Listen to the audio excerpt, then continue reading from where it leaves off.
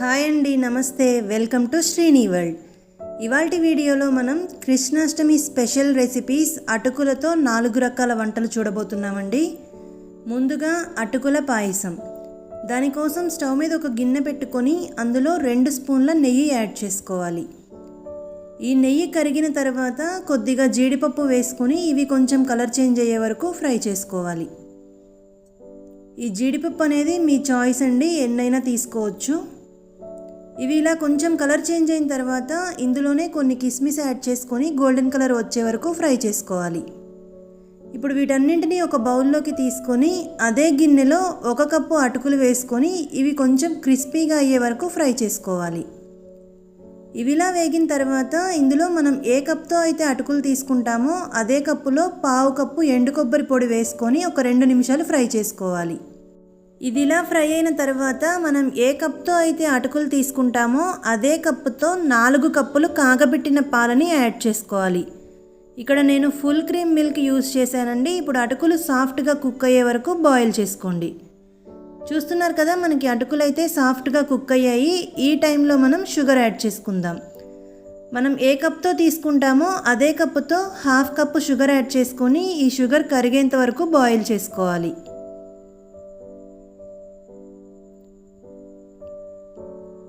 ఈ షుగర్ ప్లేస్లో కావాలంటే బెల్లం కూడా యాడ్ చేసుకోవచ్చండి, బట్ బెల్లం కరిగించుకొని యాడ్ చేసుకోవాలి. ఇప్పుడు ఇందులోనే ఫ్లేవర్ కోసం 1 టీ స్పూన్ యాలకుల పొడి వేసుకొని దీన్ని మరొకసారి బాగా మిక్స్ చేసుకోండి. ఇప్పుడు ఇందులోనే వేయించుకున్న డ్రై ఫ్రూట్స్ యాడ్ చేసుకొని కలుపుకొని స్టవ్ ఆఫ్ చేసుకోవాలండి. ఇలా స్టవ్ ఆఫ్ చేసిన తర్వాత ఇందులో ఒక చిటికెడు ఉప్పు యాడ్ చేసుకొని మరొకసారి దీన్ని బాగా మిక్స్ చేసుకోవాలి. ఈ కన్సిస్టెన్సీలో ఆఫ్ చేసుకున్నామంటే ఇది చల్లారాక మరికొంచెం గట్టిపడుతుంది. ఇప్పుడు దీన్ని ఒక బౌల్లోకి తీసుకుందాం. అంతేనండి, మనకి అటుకుల పాయసం అయితే రెడీ అయిపోయింది. ఇప్పుడు దీనిపైన మనం ముందే పక్కన పెట్టుకున్న నట్స్ని యాడ్ చేసుకుందాం. చూసారు కదా, కాస్త టైం గడిచిన తర్వాత కొంచెం చిక్కబడుతుంది. అందుకని కరెక్ట్ కన్సిస్టెన్సీలో స్టవ్ ఆఫ్ చేసుకోవాలి. మన అటుకుల పాయసం అయితే రెడీ అయిపోయిందండి. మన నెక్స్ట్ రెసిపీ వచ్చేసి అటుకుల రవ్వ కేసరి. దానికోసం స్టవ్ మీద ఒక కడాయి పెట్టుకొని అందులో 1 కప్పు అటుకులు వేసుకొని వీటిని లో ఫ్లేమ్లో పెట్టుకొని కలుపుకుంటూ క్రిస్పీగా అయ్యేంత వరకు ఫ్రై చేసుకోవాలి. ఇక్కడ నేను చూపించే రెసిపీస్ అన్నింటికి మందపాటి అటుకులు తీసుకోవాలండి, పల్చటి పేపర్ అటుకులు మాత్రం వాడొద్దు. చూడండి, ఇలా క్రిస్పీగా అయిన తర్వాత స్టవ్ ఆఫ్ చేసుకొని చల్లారబెట్టుకోవాలి. మనకి అటుకులు అయితే పూర్తిగా చల్లారిపోయాయండి. ఇప్పుడు వీటిని ఒక మిక్సీ జార్లో యాడ్ చేసుకొని రవ్వలాగా అయ్యేంత వరకు మనం గ్రైండ్ చేసుకోవాలి. ఇది మరీ మెత్తగా గ్రైండ్ చేసుకోవద్దు, అలా అని మరీ అటుకుల్లాగా ఉంచేయొద్దండి. వీడియోలో చూస్తున్నారు కదా, ఇలా రవ్వగా మిక్సీ వేసుకోవాలి. ఇప్పుడు స్టవ్ మీద కడాయి పెట్టుకొని 2 స్పూన్ల నెయ్యి యాడ్ చేసుకోవాలి.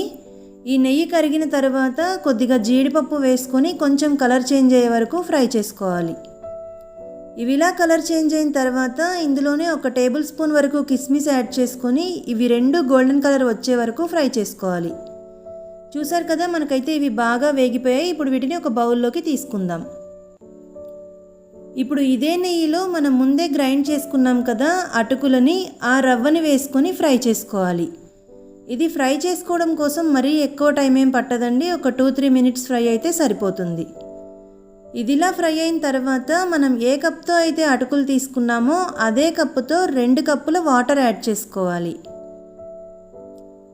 ఈ వాటర్లో ఇప్పుడు రవ్వ అనేది మనకి బాగా కుక్ అవ్వాలండి.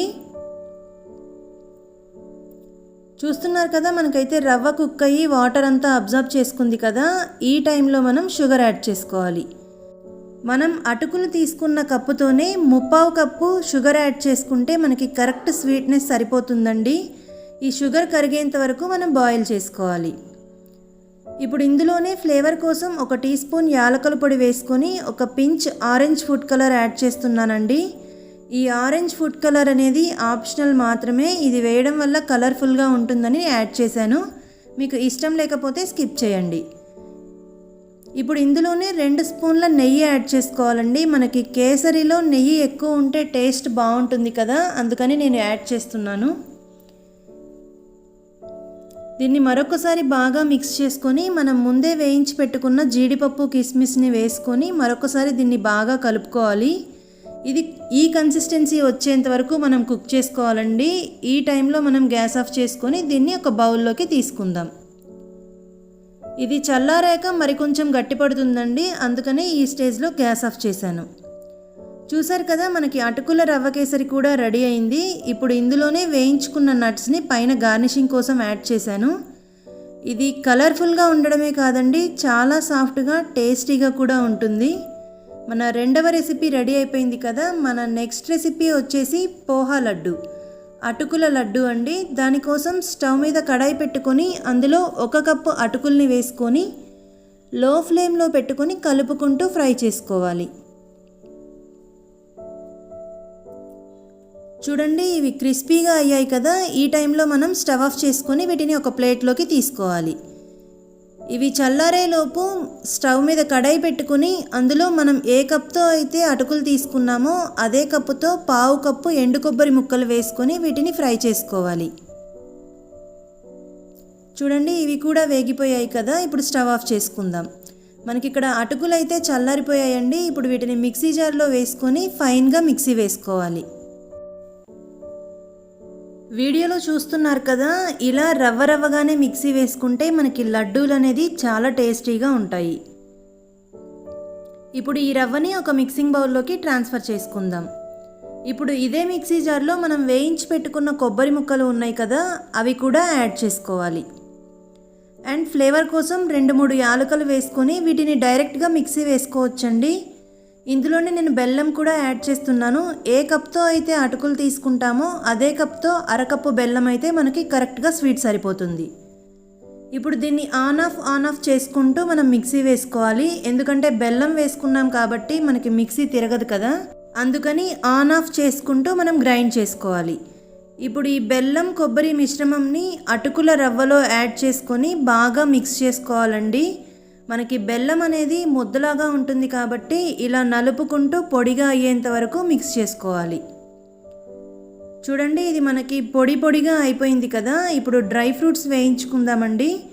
దానికోసం స్టవ్ మీద కడాయి పెట్టుకుని 2 స్పూన్ల నెయ్యి యాడ్ చేసుకోవాలి. ఈ నెయ్యిలోనే జీడిపప్పు కిస్మిస్ని ఫ్రై చేసుకోవాలి. జీడిపప్పు కొంచెం కలర్ చేంజ్ అయిన తర్వాత కిస్మిస్ యాడ్ చేసుకొని అవి 2 కూడా గోల్డెన్ కలర్ వచ్చే వరకు ఫ్రై చేసుకుంటే సరిపోతుంది. చూసారు కదా, ఇవైతే మనకి బాగా వేగిపోయాయి. ఈ టైంలో స్టవ్ ఆఫ్ చేసుకొని నెయ్యితో సహా అటుకులు, బెల్లం, అటుకుల రవ్వను బెల్లం కొబ్బరి మిశ్రమం ఉంది కదా అందులో యాడ్ చేసుకొని బాగా మిక్స్ చేసుకోవాలి. ఇలా నెయ్యి యాడ్ చేయడం వల్ల మనకి లడ్డూలు చుట్టుకోవడం ఈజీ అవుతుంది. ఇప్పుడు మనకి కావాల్సిన సైజులో లడ్డూల్లాగా చేసుకోవాలి. ఇక్కడ నేనైతే మీడియం సైజ్ లడ్డూలు చేశానండి. చూసారు కదా, చాలా యమ్మీగా ఉంటాయి. వీటిని ఒక ప్లేట్లోకి తీసుకుందాం. ఇలాగే మనం అన్ని లడ్డూల్ని తయారు చేసుకోవాలి. చూడండి, మన లడ్డూలన్నీ రెడీ అయిపోయాయి. ఇప్పుడు నేను ఒకటి తుంచి చూపిస్తాను. చూసారు కదా, పర్ఫెక్ట్గా ఉందండి. మన అటుకుల లడ్డు కూడా రెడీ అయిపోయింది. ఇప్పుడు మన నెక్స్ట్ రెసిపీ వచ్చేసి అటుకుల మిక్స్చర్ అండి. దానికోసం స్టవ్ మీద కడాయి పెట్టుకుని డీప్ ఫ్రైకి సరిపడా ఆయిల్ యాడ్ చేసి ఆయిల్ హీట్ అయిన తర్వాత 1 కప్ అటుకుల్ని 2 బ్యాచెస్ లాగా వేసుకొని ఫ్రై చేసుకోవాలి. ఇవి ఫ్రై అయిన తర్వాత జాలి గరిట తీసుకొని అందులో యాడ్ చేసుకున్నారంటే ఎక్స్ట్రా ఆయిల్ ఉంటే కిందకి కారుతుంది. ఇలాగే మనం రిమైనింగ్ అటుకుల్ని కూడా ఫ్రై చేసుకోవాలి. ఈ అటుకులన్నింటినీ ఒక మిక్సింగ్ బౌల్లోకి యాడ్ చేసుకోండి. ఇప్పుడు ఇదే ఆయిల్లో 1/2 కప్పు కార్న్ఫ్లేక్స్ ఉంటాయి కదా, వేయించుకునేవి చిప్స్, అవి యాడ్ చేసుకొని ఫ్రై చేసుకోవాలి. మనకి ఇవి కూడా ఫ్రై అయ్యాయండి. ఇప్పుడు వీటిని కూడా తీసుకుందాం. వీటిని కూడా అటుకులు వేసిన బౌల్లోకి ట్రాన్స్ఫర్ చేసుకుందాం.